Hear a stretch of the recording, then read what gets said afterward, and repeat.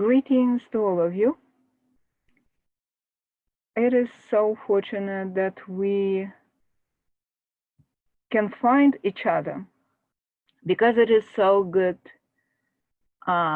sharing those amazing bits and pieces of knowledge about the amazing world, awesome world we live in, and knowledge about it that we can offer to each other and benefit from it.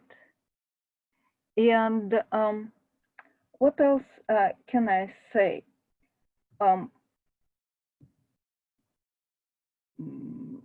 For example, let's mention this one, because the subtitle of our presentation today is Before and After Johannes Gutenberg.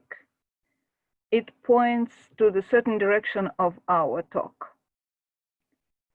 And there is my first thought for your observation and maybe consideration.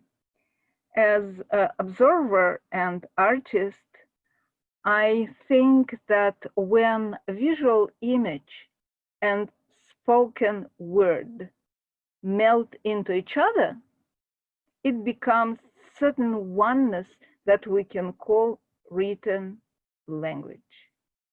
Written language, its highness letter rules, and it congregates. And when collective knowledge obtains certain forms, one of our beloved forms is the book. So our knowledge obtains the form of the book, of a book, of the book in general. And here comes the person, Johannes Gutenberg, whose input was the turning point of the history of the human culture. And for that, I'm going to read to you from the written writing what it is said about him. Johannes Gutenberg, Johannes Gänzpflicht zur Leiden zum Gutenberg, was a German goldsmith, inventor, printer, and publisher who introduced printing to Europe with the printing press. His introduction of mechanical movable type printing to Europe started, now listen carefully, started the printing revolution and is regarded as a milestone of the second millennium, ushering in the modern period of human history. It played a key role in the development of the Renaissance, Reformation, the Age of Enlightenment, and the scientific revolution, and laid the material basis for the modern knowledge-based economy and the spread of learning to the masses. So look at this person. It is Johannes Gutenberg.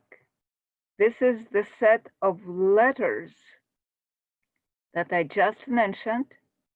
And this is the contemporary image created honoring the latest achievements of 20th century in the design, in printing, in everything. It is who we are, and it is whom we want to be thankful. Now, let us see what we have in our next slide.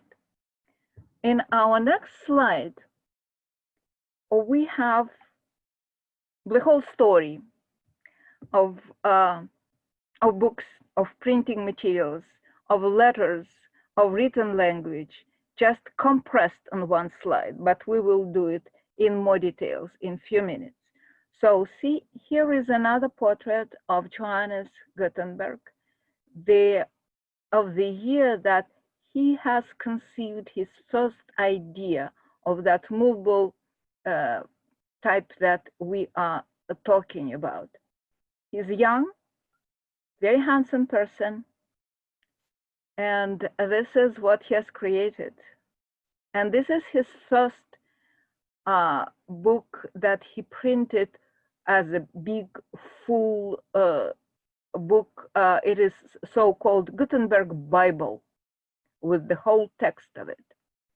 Another person whom I have in this slide is Albrecht Pfister, another person, another German publisher who picked up the idea of movable print and printing press, but he introduced the illustration of woodcut imagery into his books.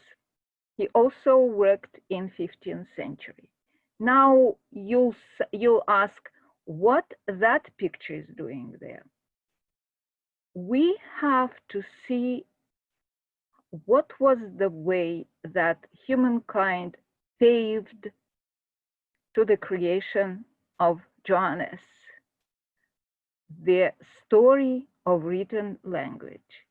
And Hammurabi, the king Hammurabi of Mesopotamian king of Hammurabi, created so-called the Code of Hammurabi, the 282 laws engraved in stone and placed in a public location for everyone to see. So that was the first evidence of the written language put in such a use. And this is the whole picture of that monument. And this is the little detail of it. And that thing is the monument that Berliners erected to honoring the Johannes Gutenberg. This is the connection between the old times of second millennium BC and not so old times of the 15th century AD.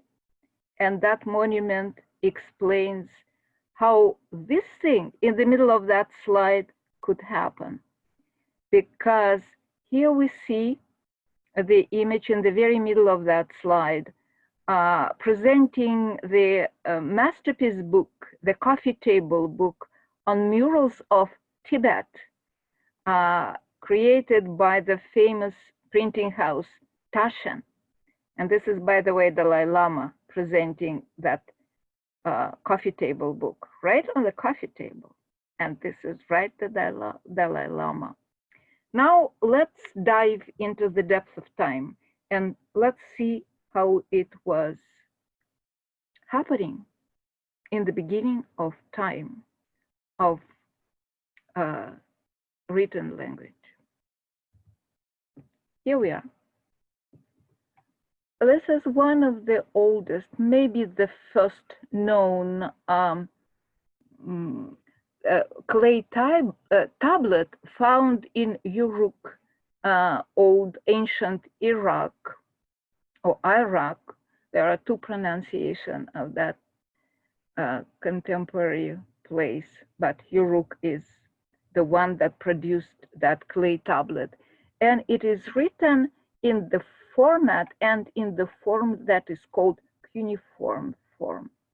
There are a few more examples of it, and that one is very interesting. If you can see, there are pictographic images that the phenomenon of pictography was in the very beginning of written language in all many cultures that humankind knows. There are some examples of that. And this is a very interesting monument I brought to your attention. It is called a Blau monument. Another term for that, a monument, as it was called in the times when it was created and erected, is kuduro. What is that? This is boundary stone, actually. This is the agreement between lender and land owner, that some person, let's say king, gives his constituency, someone from his constituency, a piece of land. And the agreement about it is getting inscribed on the stone. This is the stone.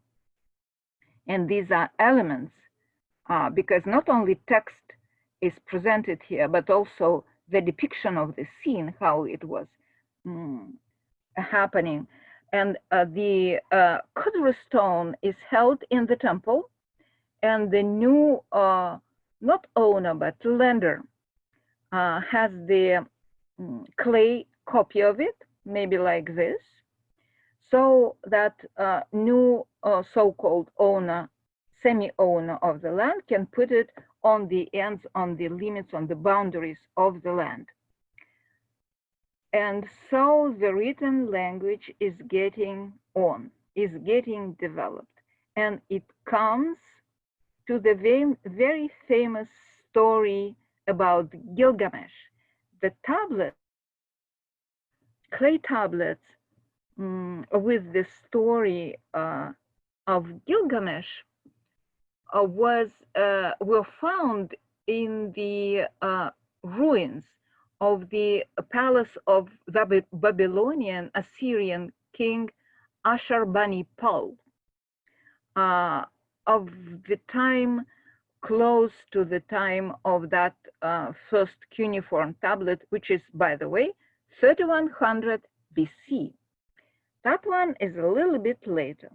The whole story of Gilgamesh was written on clay tablets, found first in the first archaeological digging, then on the second, and it was written in the language of those in the Sumerian language.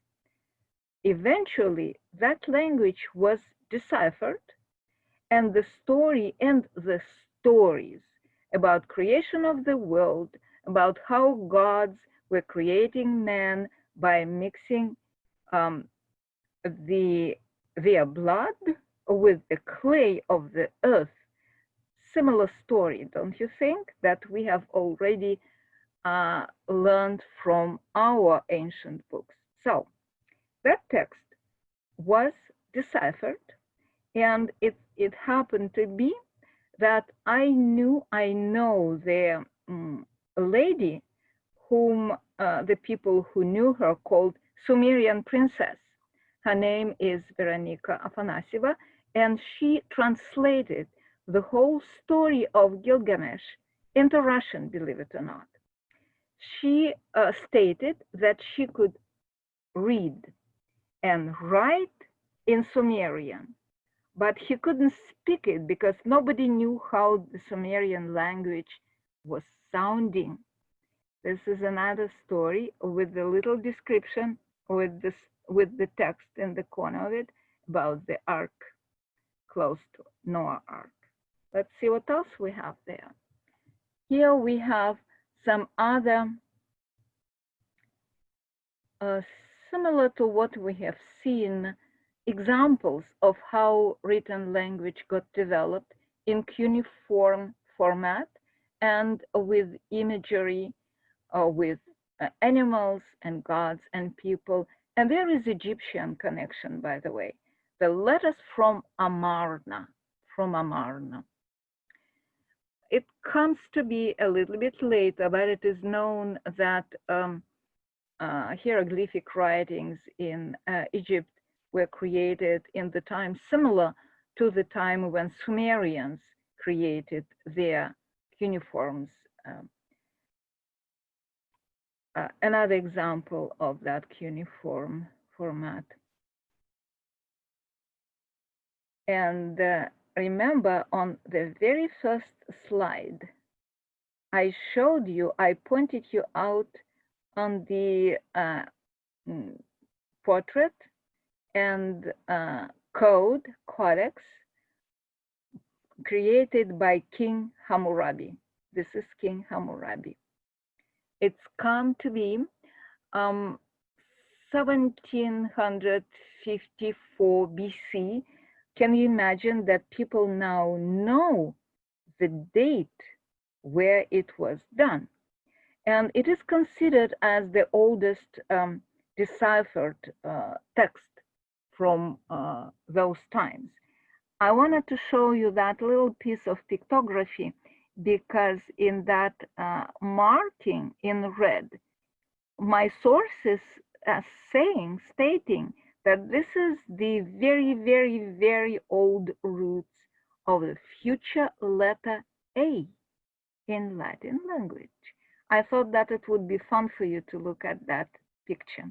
And this is the whole alphabet, Sumerian cuneiform alphabet, part of it, not the whole alphabet. You can see these forms and shapes that you have seen in previous slides on the clay tablets. And here comes the Egypt. The Egypt is such an interesting place with so many treasures of knowledge getting discovered, getting opened. The written language written on the stones, inscribed on the columns. See those little images that we could see over here. The images of ancient Egyptian hieroglyphs and other symbols are there on that carving. I want to show you, and this is maybe the oldest example of hieroglyphic writing, Egyptian hieroglyphic writing. This is another example of combination of hieroglyphic writing in the cuneiform format with images. So, do you think why am I showing you that little ring and that portrait? You know who? Beautiful Nefertiti, the queen. Because in the times when the writing in Egypt got developed, they were used in very, very different and widespread ways. The imprints done from the scarabs, from the seals, and from the rings. The ring would have that seal to be piece of carved rock, carved stone. And then it may be imprinted like that, as you see the example of it. That one shows it a little bit better, the ring with this so-called seal ready to be imprinted. But this one is especially interesting for us because somehow we all developed some attraction to the image of to the image and to the story of the one of the most beautiful women we know through the history of humans, Nefertiti, and this is her ring. That's the story. I thought that you would love to look at it. And here we have the example of some signs that were used, examples of Egyptian writing, of China writing, by the way, and Mesopotamians writing that we have already seen. But mainly this slide presents the monumental masterpiece created in Egypt, which is called, let me read it for you, Book of Emerging Forth into Light. And the date of that book is like 1550 years BC. What is it? These are the scrolls. That is the model of that scroll, and this is the detail of the very old example of it. These are the scrolls, the books, ancient books they are. They were put in the sarcophags of departed so they know how to deal with the future life that they have to encounter. Different stories and different advices and different tricks described there, spells as they call it. And one of the books that was printed in our time is called Spells for Eternity. These scrolls present the examples of the development of the hieroglyphic writing that created in Egypt. By the way, I wrote down for you how in old Egyptian language, the original name of those books that were provided as a guides for the people who who were starting their journey. Let me read it for you. So, ready? Rv, nv, pt, m, hrv. It is how it sounds. At least my source says that. Otherwise, it is just very simply a book of emerging forth into light. And interesting thing here that not only writing and good advices for the future is given here in many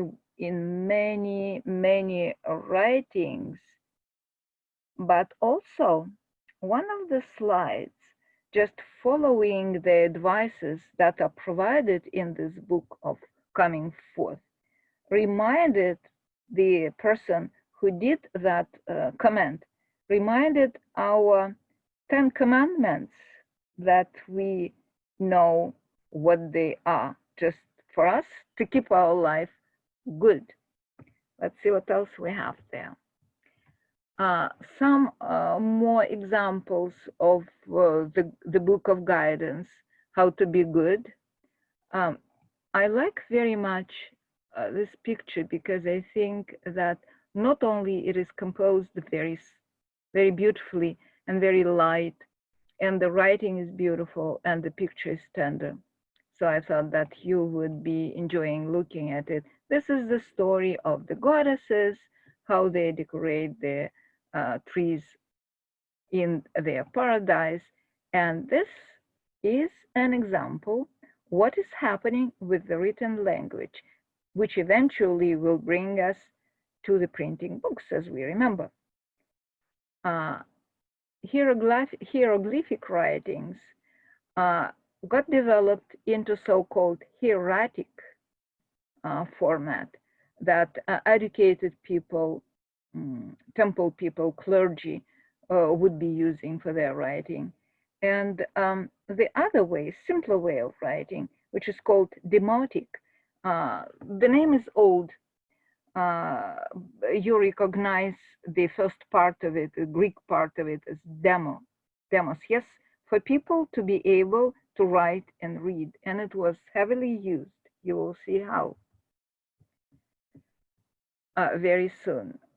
And now we are approaching to the beginning of development, as it is said. The Western alphabet,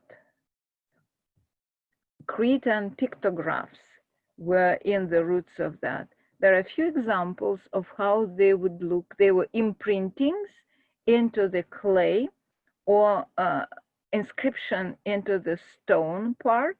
The alphabets, probably as people say, they were using the Minoan language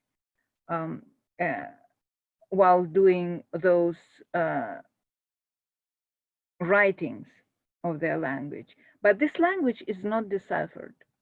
That particular image, which is created actually by imprinting these reliefs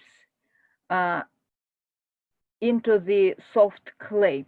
And it's also one of the oldest known artifacts, which is called face-down disc and it is held in the Crete now, in one of the museums of the Crete.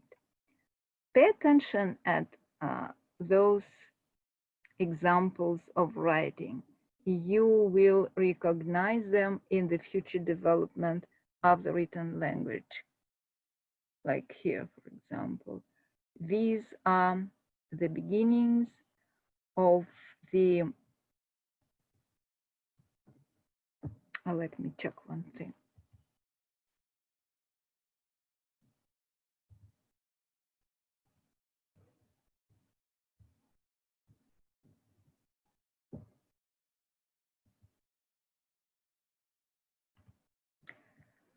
Phoenician language gave birth to the two major branches of the development of the written language, Aramaic and Greek. And here we see the beginning of the Aramaic alphabet. This is the alphabet. These are the inscription using this alphabet into the metal plate, and this is the oldest one in the cuneiform format. And this is the parchment. And how you see it, you recognize the familiar features in this alphabet, Aramaic alphabet, which was used in many languages in the time when it was practiced. The time of the practicing of that language was 8th century BC, roughly, and the Aramaic, Hebrew, Syriac, Malak, and Adamic languages were using it. And it has so happened that Aramaic took place of the so-called old Samaritan Torah, Samaritan Jewish language. And it became that Hebrew script that we know.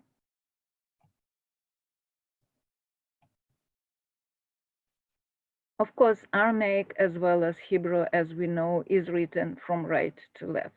I couldn't stop myself from collecting on that slide not only old examples like here of the Hebrew writing and of the traditional Hebrew alphabet, but also newest developments of that. See, that one is handwritten. That one is freehand written. And this is the calligraphy, and this is how old Hebrew letters are using in the composition of mandalas. See? That one is the most fun image with the letters of old alphabet, the image of the tunnel, of the architectural image is developed with the space that we are running into and we are enjoying looking into it.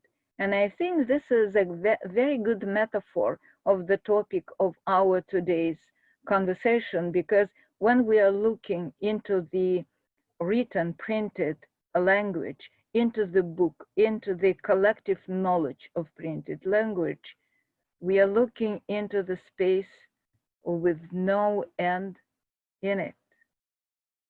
And again, I couldn't stop myself from presenting you that beautiful letter Aleph from Hebrew alphabet, just because it is very beautiful. That's all. I love the letters. I love the fonts. I love the typefaces, and you will see the proof of it in the further stages of our conversation today.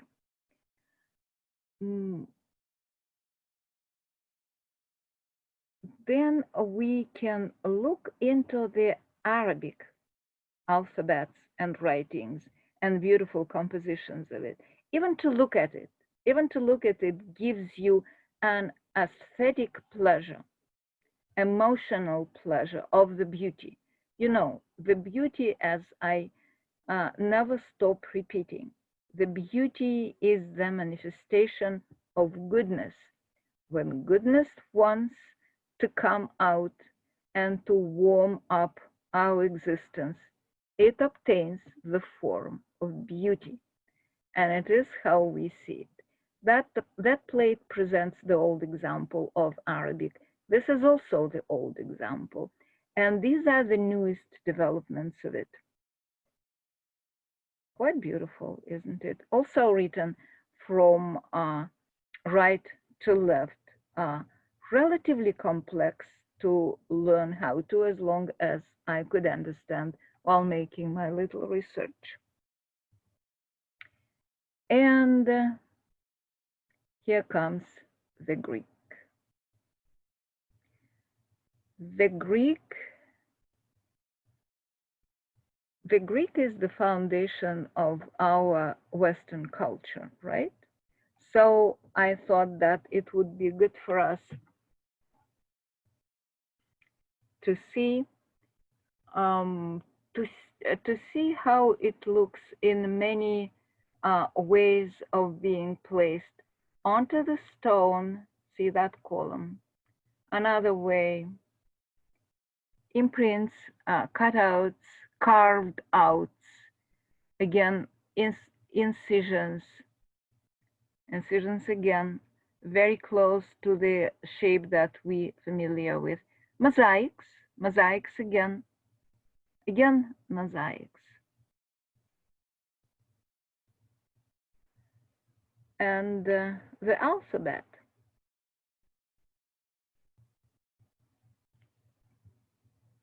The Greek alphabet is dated somewhere about 9th, 8th century BC, and it is especially marked in the history of the development of the language, of the written language, because this is the first alphabet that has special signs for vowels and consonants.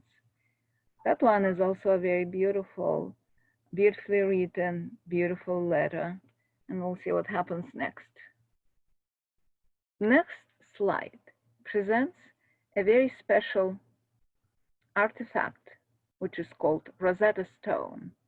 Rosetta Stone, you know that name because there is the whole course of learning languages is called Rosetta Stone. But the name comes from old times of 2nd century BC, when Rosetta Stone, the monument, was created by the king Ptolemy V. And it is created, it is a relatively big one, big stone, big rock. It is created, written in 3 languages. One is the old hieroglyphic. The other is that democratic, demotic Egyptian writing. And the third one is Greek. It is about the achievements and good things about the time of that king and his clergy and everything. It was kept in the temple, and then through the history of destruction and all calamities, it was lost and was found in the very end of 18th century by Napoleon's army archaeologists. They found it somewhere in the construction. Imagine, that masterpiece was part of somewhat construction. Then they tried to decipher that, and they were failing until French linguist Champollion came into the picture, and he was able, using the inscription in Greek. See, it is enlarged here, Greek, and it is enlarged here in Greek. He started deciphering the other parts of the text. So now we know what is it said there. and I think that now it is in British Museum, if I'm not mistaken. And the alphabets are born. It is how they start looking. It is how they start looking on the stones. This is somewhat Slavonic alphabet. This is Latin, another Latin, another example of old Latin writing, another Slavonic. Let me see what we have there. I want to return here because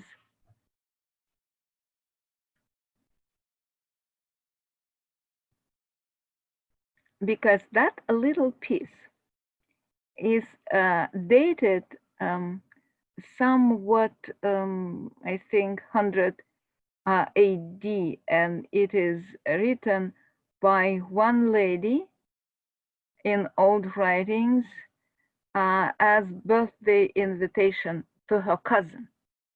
I do have the text about it, but I think that we will skip the reading of the text. It was said that it was created by someone more knowledgeable than that lady, but she added some words in it. So it is considered as the first writing penned by a woman in those old times of 10th century AD. This is the Slavonic alphabet. And the Latin, the examples of different Latin fonts. The calligraphic, the example how it is done in contemporary time. And this one, you see that those things, while getting created, before they become the type, the fonts that would be used in the machine printing, they have to be created by the human hand. This one, that drawing, that construction, sometimes is reference to Leonardo himself. It was said somewhere that he created two letters. And A is one of them, and another one was used for Metropolitan Museum of Art as their logo for many years. Now they changed the logo. So the A, the beautiful letter A in many forms and shapes. And this is one of the contemporary commentary on that letter A. I think it is quite beautiful. And now we see that we started from the making texts on the wall, and this is how we, not ending, but we are still attracted to the writing on the wall. This is a special composition for mural. I told you that I love the letter, I love the font, I love the composition of letters, not necessarily if they need to be composed in the text. It is just beautiful as a shape. And this is the artist who created. Now we are approaching the time of the books. The books first were scrolls, and one of the famous places where the books scrolls were kept was, of course, the famous Library of Alexandria. And Library of Alexandria was found by another Ptolemy, Ptolemy II, sometime in the middle of the middle of the 3rd century BC. He was very intelligent person, and I would add a few more words about his other good deed, so you know the scale of the person under whose wing the famous Library of Alexandria, the library of books, which became the destination of any scholar around the world. Also, he has collected 72 scholars able to read and write and understand two languages, Greek and Aramaic and Hebrew. And he asked them to translate the old Bible, the old Torah plus other books of the Bible written in Aramaic and Hebrew into Greek. So all the other world can be beneficial from there. And it happened in the 3rd century BC as well. So the library of the scrolls. Unfortunately, the library is no more now in that format. It is rebuilt and it looks very beautiful. I saw the picture of contemporary Alexandria library, but in those times in 48 BC, the first fire accidentally happened and a lot of scrolls were perished.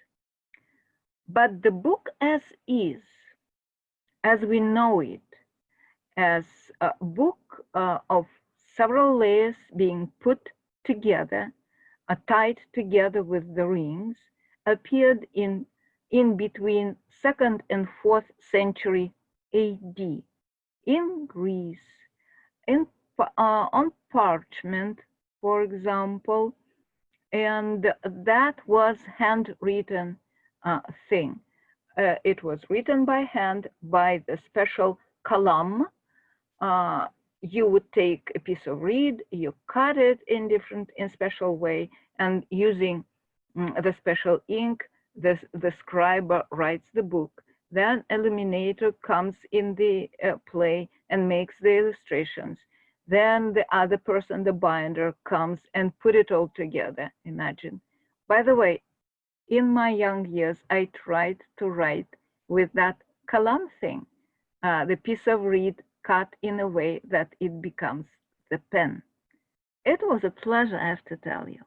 So that was the first books over there. But one of the first books that came to us in our new life, in our new world, was printed in China. And it is how it looks over there. Where is my arrow? This is the one that I already shown you that book in our previous presentation as a diamond translation of Kama Sutra into Chinese. And it is a woodcut. Yes, it is, of course, a woodcut. We are far away from printing press as we know it yet. Another example. And there are handwritten and hand illustrated manuscripts.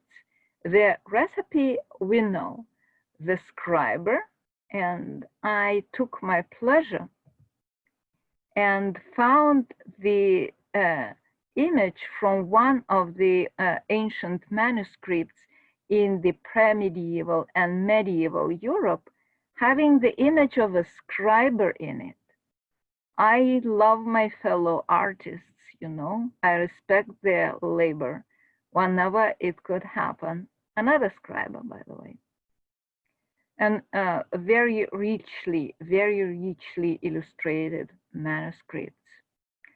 But what happened that it was so difficult to produce the book of that kind. Of course, they were very expensive. Monasteries were creating them, specializing in them, and they couldn't spread the knowledge as wide as we know we need to have it. There are a few more examples of those old manuscripts. That one is a woodcut, the page of the Hebrew Haggadah. I have had a chance also to show it to you at one of our earlier presentations. And now the turning point happens.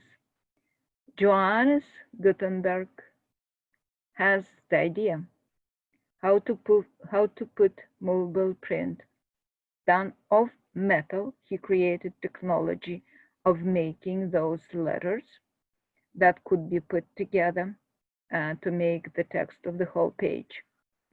And He was the one who had first in Europe printed out the book using his invention, his creation, and printing press.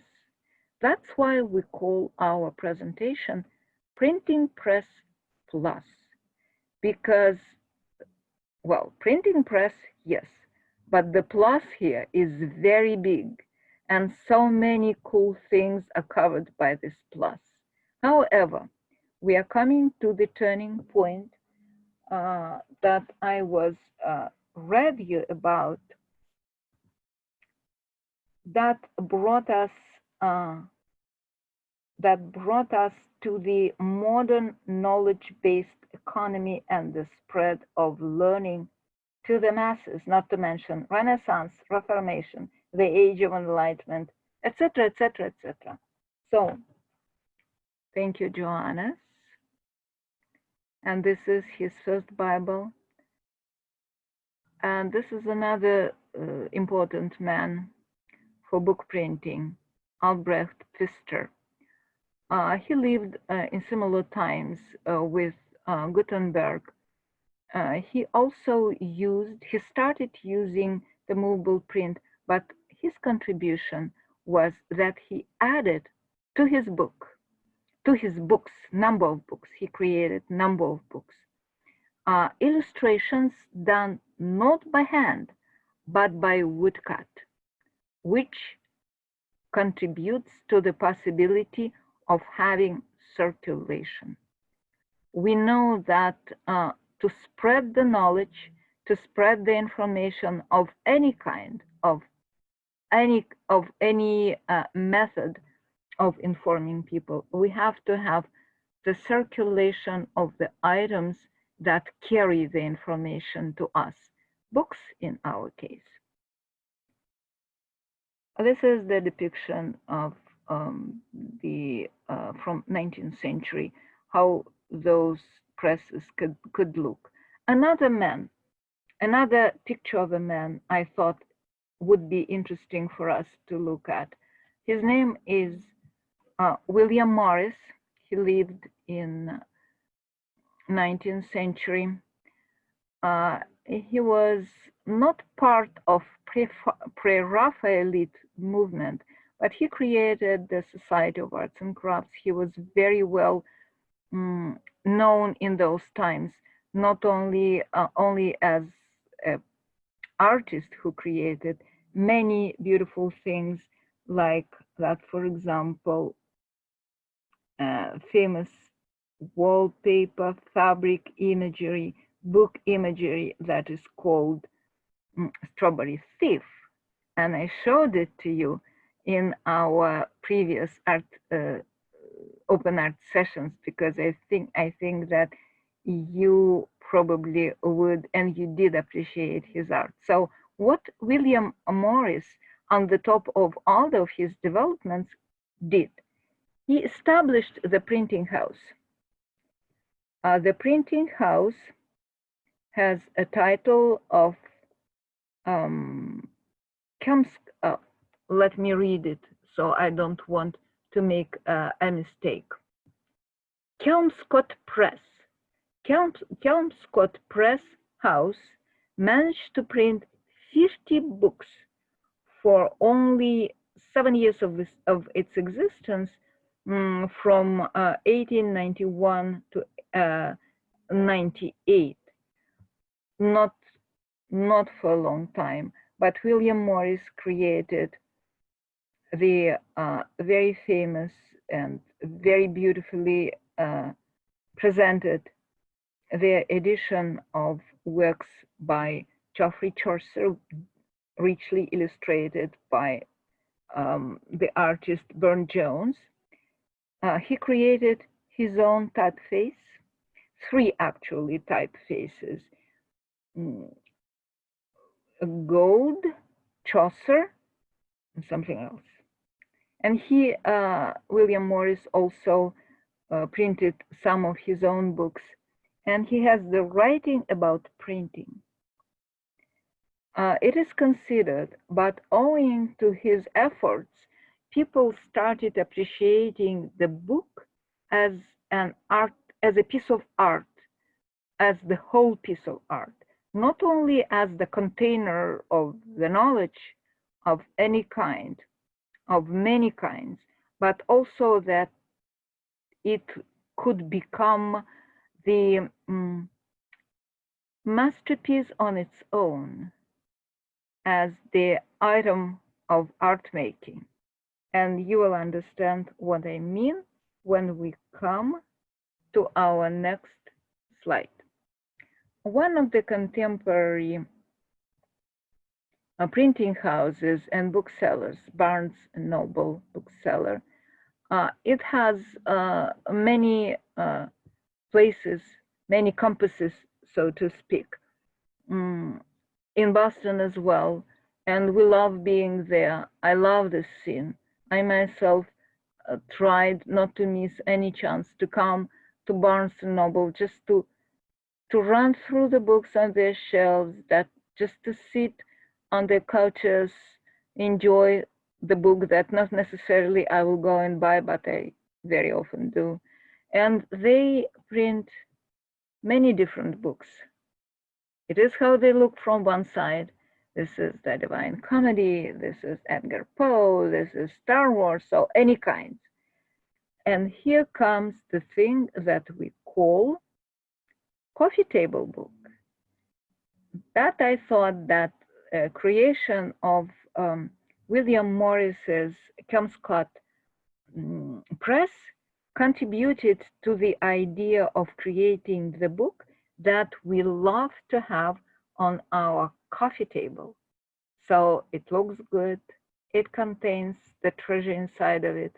We can admire just to open the book, just to look on the cover of it.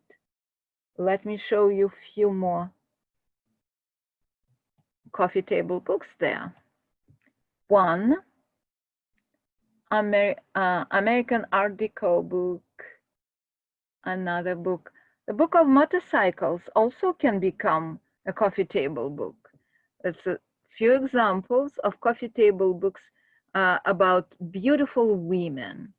Frida Kahlo, someone else, Dr. Seuss. Why it came into that company, I don't know. But Art of Mark Rothko definitely belongs to the table, to the coffee table books.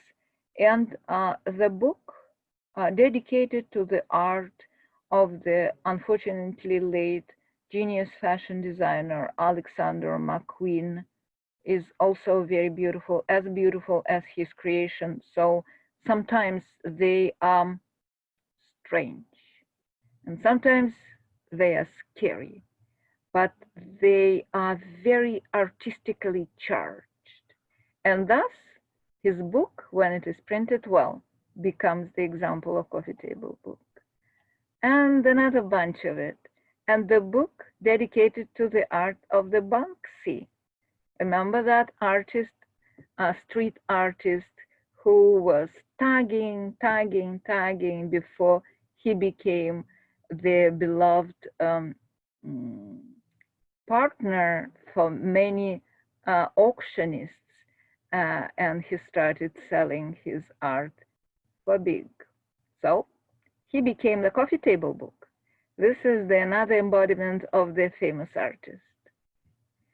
And another beautiful book on art, Art of India. I just love this cover. I just love how it looks. And this one as well. You see, table book can be about anything, whatever you want. And here comes another chapter of the bookmaking. The books which are called zines. Zines, do you know about it? It comes from the word magazines. They just cut off the unnecessary part of the word, and it became the name of the handmade book, of the self-made book. There are different kinds of them. These are the tools: printing press, movable type, created by Johannes Gutenberg somewhat is resting for making those books, but sometimes not. Sometimes not. For example, that one. Otherwise, scissors, brush, and paint, and just folded paper. It is how it looks before the hand of the artist touches it. And there are examples of them of different kinds. See how it's covered with drawings. And I wanted to show you something else. This is how it is possible to make it yourself. If at some point you decide to create your own zine, telling the story about anything, about your thoughts, about your life, about your family, about your observation, and anything about your jokes, anything. There is a very easy recipe how to make it. Being honest, zines came to be long, long before the other means of making books came to life, somewhere in 30s. And that one, the zine made by some punk band in the times where internet or was not available, when computers were not in use for these kinds of things. So this is the zine of 1991. And I want to show you a few examples, strictly speaking, about another example of zines, of self-made books. But these self-made books are called samizdat books. Isdat means creation, the book. Sam, it is self. And the culture of samizdat appeared in the places of totalitarian oppression, when people sitting on the ground didn't want to give up, and they wanted to get their word out, not only for the world, but for themselves, and for communication. So this is the tool for that kind of printing, very similar to what you have just seen. I even show you back. See, this is a very similar to what you just seen in the zine. So this is the zine of all times. And typewriter, I think that this is an example of that samizdat thing from Soviet bloc country. This is American, and it is said samizdat, American samizdat. I think it is somewhere in Czechia. And the stamp here, I spent some time trying to read it. It's called Uncontrolled. So these books are printed out being uncontrolled. This one is done in the Eastern Germany, GDR, we know it by abbreviation, in 1980. Serious times, serious danger, serious courage to make those samizdat books.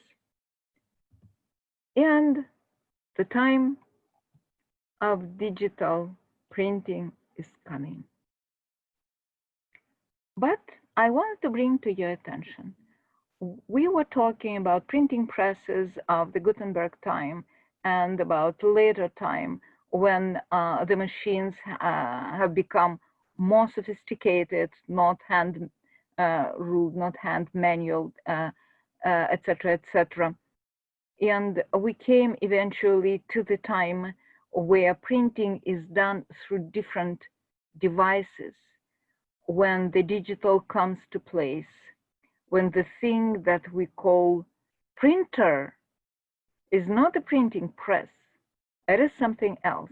But what I wanted to bring here to your attention, that the name of that device is still has the root of printer.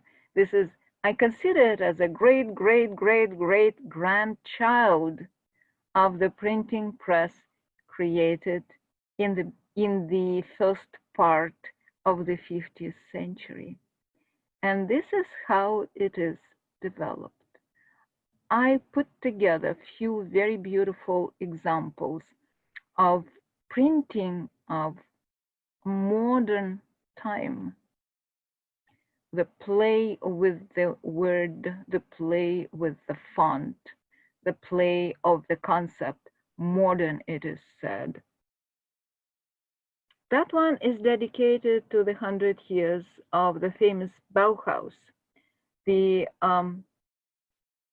institution that created in the beginning of 20th century the contemporary art, the contemporary design, the contemporary thinking in of the creation of physical world around us, the beauty around us.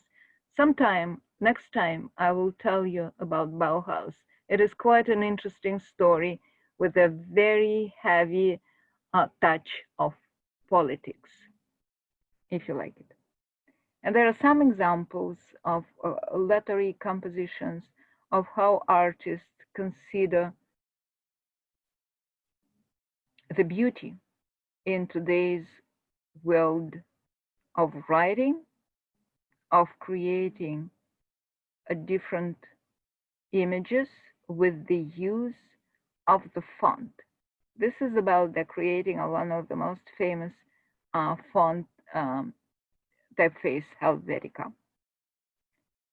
This is the poster advertising some medical idea. And it's quite beautiful poster with the image of the heart and the beautiful lettering. Few more examples of that. About our times that we are living through.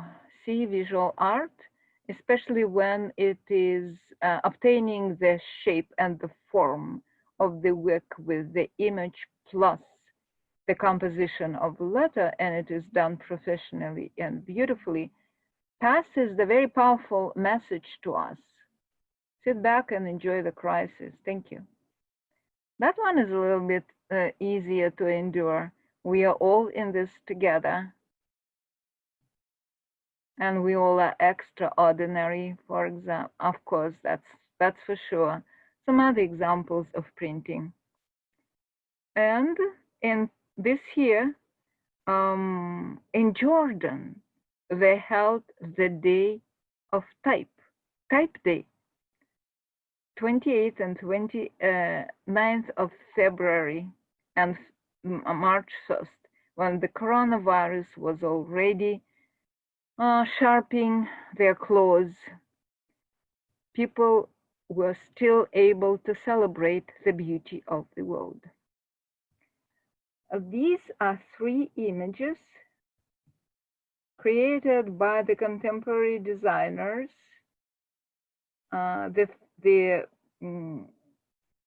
group is called Avila Design, and it has so happened that these designers, Mario Avila and Hanna Pogrimkova, are my fellow artists whom I share my art building with. These are my neighbors. And I wanted us to look into the handsome face of that young man, Johannes Gutenberg, just to simply say thank you, Johannes, for the good ideas, for the good idea of yours, because of your greatness and goodness and goodwill to bring it into the world, we are who we are. Thank you, and thank all of you, and I will see you next time.